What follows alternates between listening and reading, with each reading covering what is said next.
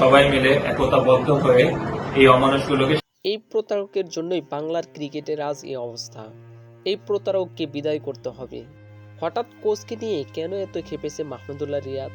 বিস্তারিত জানুন পুরো ভিডিওতে।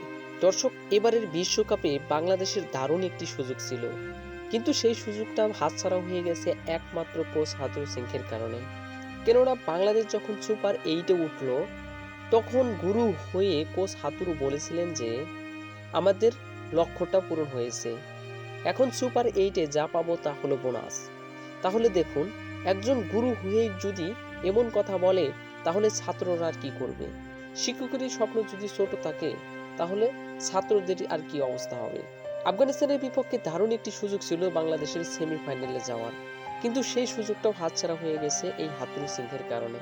কেননা মাহমুদুল্লাহ যখন ব্যাটিংয়ে নামলেন, তখন হাতুরু সিং বলে দিয়েছিলেন যে লক্ষ্য সেমিফাইনাল নয়, কোনো মতে খেলে ম্যাচটা জিতে আসো। তো সুপ্রিয় দর্শক, এত কিছু হওয়ার পরও কি এই কোচকে বাংলাদেশ দলে রাখা উচিত নাকি উচিত না, তা জানিয়ে দিন আমার কমেন্ট সেকশনে। ধন্যবাদ।